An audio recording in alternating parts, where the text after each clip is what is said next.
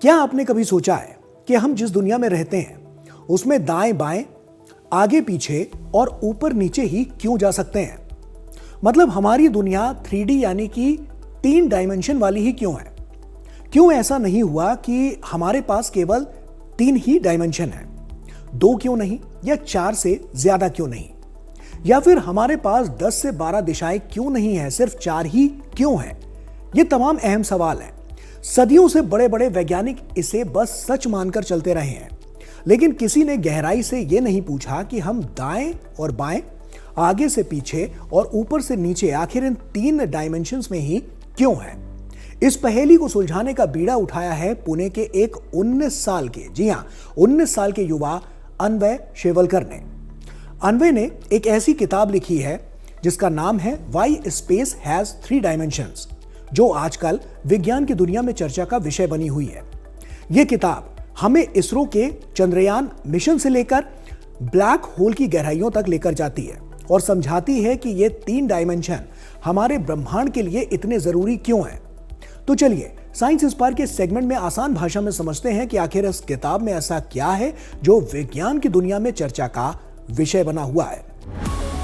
ऐसे में सबसे पहला सवाल आता है कि आखिर यह किताब है क्या और यह बाकी साइंस की किताबों से अलग कैसे है?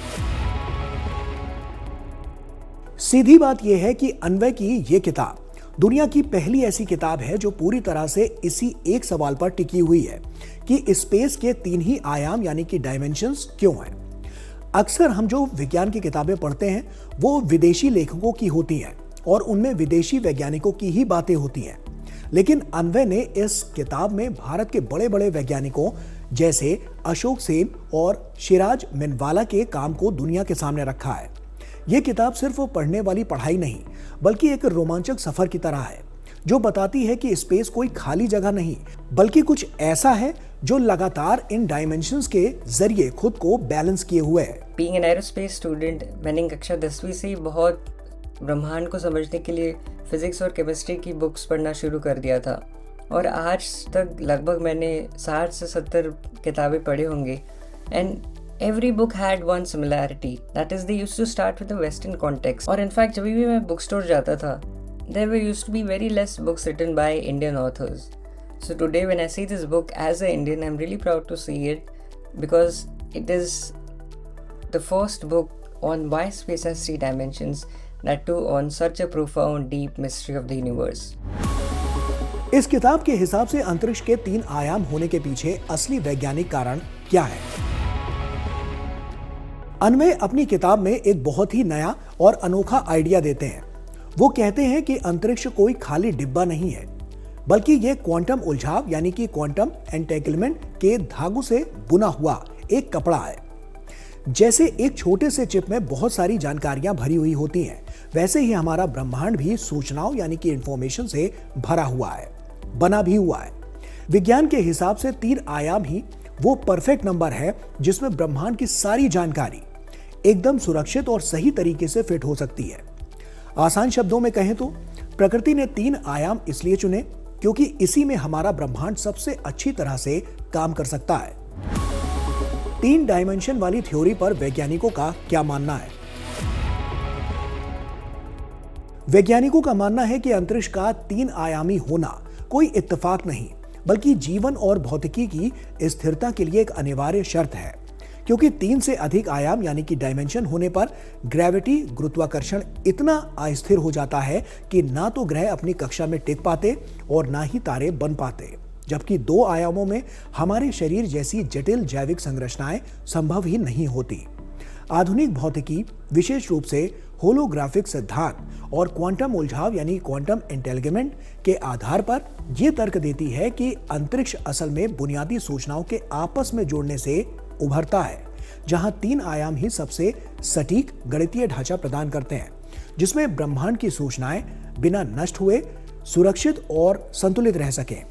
सरल शब्दों में इसे कहें तो दुनिया भर के वैज्ञानिक मानते हैं कि स्पेस एक बुने हुए कपड़े की तरह है, जिसकी 3D बनावट ही इस ब्रह्मांड को काम करने और हमारे जैसे जीवन को फलने फूलने का सबसे स्थिर मंच देती है।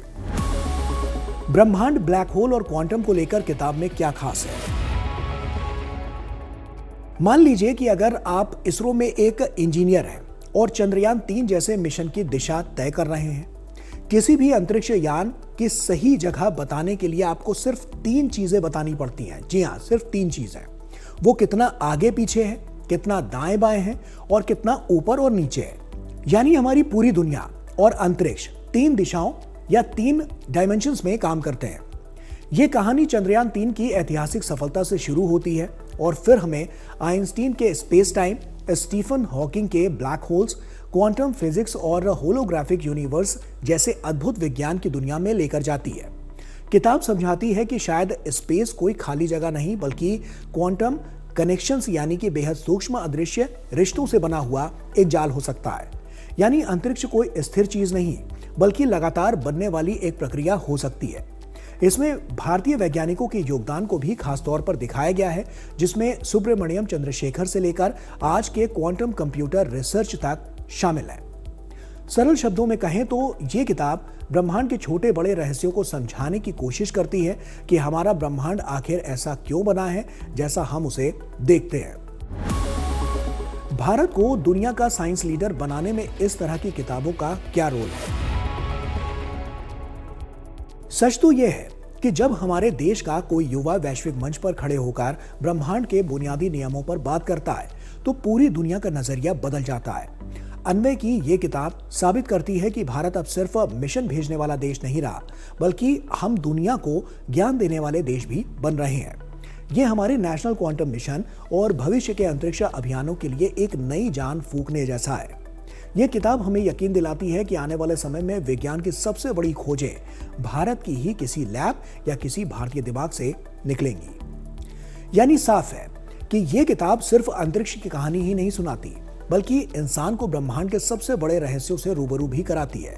शायद आने वाले समय में यही सवाल, अंतरिक्ष के 3 आयाम यानी कि डायमेंशन ही क्यों है, विज्ञान की अगली सबसे बड़ी क्रांति की वजह बने और ब्रह्मांड के नए नए राजों को उजागर कर दुनिया के सामने लाए।